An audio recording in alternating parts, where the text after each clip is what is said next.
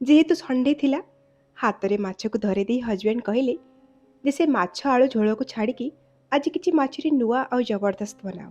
ଆଉ ତାପରେ ଆରମ୍ଭ ହେଇଗଲା ମୋ କାର୍ଯ୍ୟକ୍ରମ। ଆଜିର ଏହି ମାଛ ରେସିପିଟି ଆପଣମାନଙ୍କୁ ମଧ୍ୟ ନିହାତି ପସନ୍ଦ ଆସିବ। ପ୍ରଥମେ ମାଛକୁ ଭଲ ଭାବରେ ଧୋଇ ସାରିଲା ପରେ ସେଥିରେ ଲୁଣ, ହଳଦୀ, କାଶ୍ମୀର ରେଡ୍ ଚିଲିକୁ ଦେଇକି ଭଲ ଭାବରେ ଗୋଳେଇ ନେଲି। ଆଉ ସୋରିଷ ତେଲକୁ ଭଲ ଭାବରେ ଗରମ କଲା ପରେ ମାଛକୁ ଦୁଇ ସାଇଡ଼୍ରୁ ଏକଦମ ଲାଲ କରିକି ବା କଡ଼ା କରିକି ଭାଜି ନେଲି।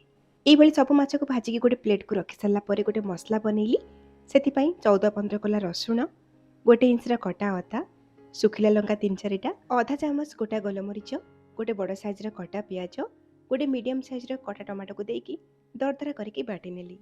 ପୁଣି ଥରେ ଫ୍ରାଏ ପ୍ୟାନ୍ରେ ସୋରିଷ ତେଲ ଗରମ କରିକି ସେଥିରେ ଅଧା ଚାମଚ ଗୋଟା ଜିରା ଆଉ ବାଟି ରଖିଥିବା ମସଲାକୁ ଦେଇଦେବା। କିଛି ଭୃଷଙ୍ଗ ପତ୍ର ପକାଇବା।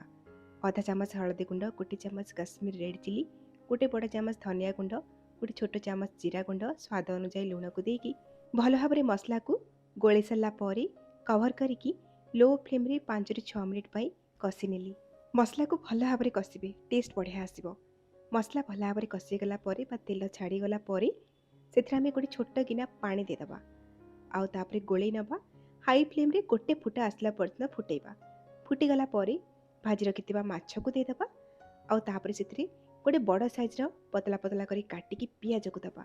ଆଉ ସେଇଭଳି ଭାବରେ ଗୋଟେ ମିଡ଼ିୟମ୍ ସାଇଜ୍ର ଟମାଟୋକୁ ବି କାଟିକି ଦେଇଦେଇଛି। ଆଉ 1 ଚାମଚ ଗରମ ମସଲା, ଗୋଟେ ଛୋଟ ଚାମଚ ଦେଇଛି ମାଛ ମସଲା, 1 ଚାମଚ ଟମାଟୋ କେଚପ୍ ଦେଇସାରିଲା ପରେ କିଛି କଟା ହେଇଥିବା ଧନିଆ ପତ୍ର ବି ଦେଇଦେଇଛି। ଆଉ ହାଲକା ହାତରେ ଗୋଳେଇ ନେଲା ପରେ ଫ୍ଲେମ୍କୁ ଲୋ ମିଡ଼ିୟମ୍ରେ ରଖିକି କଭର କରିକି 5-6 ମିନିଟ୍ ପାଇଁ ଆକୁ ରାନ୍ଧିବା ବା ସିଝିବା ପାଇଁ ଛାଡ଼ିବା। ଏଇଭଳି ଉପାୟରେ ଥରେ ବନାନ୍ତୁ ମାଛ ମସଲା, ଦେଖିବେ ଭାରି ବଢ଼ିଆ ଲାଗିବ। ପଛରେ ଆମେ ଯେଉଁ କଟା ପିଆଜ ଟମାଟୋ ଦେଇଛେ ନା, ସେ ମାଛ ମସଲାର ଟେଷ୍ଟକୁ ଡବଲ କରିବ। ଏଇଭଳି ଭାବରେ 5-6 ମିନିଟ୍ ସିଝିଲା ପରେ ଏଇଠି ଆମର ମାଛ ମସଲା ଏକଦମ ରେଡ଼ି। ଦେଖନ୍ତୁ କେତେ ଡେଲିସିୟସ୍ ଲାଗୁଛି। ଏଇଭଳି ଲଟପଟିଆ ହେଇକି ରହିବ, ଗରମ ଭାତରେ ତ ମଜା ଆସିଯିବ।